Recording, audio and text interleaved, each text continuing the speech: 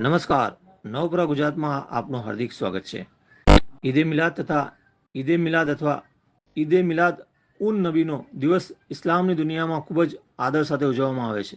આ દિવસે ઇસ્લામના છેલ્લા પૈગંબર હજરત મુહમ્મદનો જન્મ થયો હતો અને આ દિવસે તેમનું મૃત્યુ પણ થયું હતું। આથી આ દિવસને બારાવફાત તરીકે પણ ઓળખવામાં આવે છે। ઇસ્લામમાં માનનાર વિવિધ ધર્મો અને સમુદાયોના લોકો આ તહેવારને અલગ અલગ રીતે ઉજવે છે। બારાવફાત અથવા જેને ઈદ મિલાદ ઉન નબી તરીકે પણ ઓળખવામાં આવે છે। અમે 94 થી એકતા યોગ મંડળ ને અમારું ફતેહગઢ એકદમ સાયલેન્ટ એરિયો છે। કોઈ દિવસ અહીંયા ધમાલ ગોધરા કાંડમાં પણ નહીં થઈ।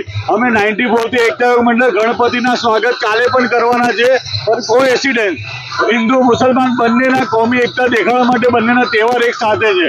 તો અમે જુલુસમાં પણ એકતા યોગ મંડળ સપોર્ટ કરી રહ્યા છે, એમનું સ્વાગત અમે કરી રહ્યા છે ને એકતા યોગ મંડળથી જે ગણપતિ આવશે કાલે એમનું પણ સ્વાગત કરવામાં આવશે।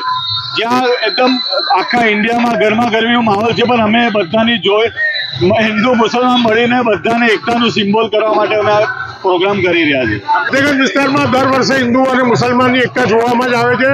આ એક કોસ્મોપોલિટન એરિયા છે, અહીંયા દરેક જાતિના લોકો અહીંયા રહે છે, પણ સંજોગો વખત કાલે ગણપતિ છે ને આજે ઈદે મિલાદનો તહેવાર છે, એટલે અમારા માટે તો બહુ સૌભાગ્યની વાત છે કે આજે ઈદનો તહેવાર છે, તો અમે દરેક હિન્દુ ભાઈઓ આજે એમના વરઘોડાનું સ્વાગત કરીશું અને ઈદે મિલાદ નિમિત્તે નબી દ્વારા સમગ્ર વિશ્વમાં અને સમગ્ર ભારત દેશમાં, ગુજરાતમાં, વડોદરામાં એક શાંતિનું વાતાવરણ ઉજવાય અને હિન્દુ મુસ્લિમ તમામ ધર્મના લોકો શાંતિથી રહે એવી આ નિમિત્તે હું દરેક વડોદરાવાસીઓને શુભકામનાઓ પાઠવું છું।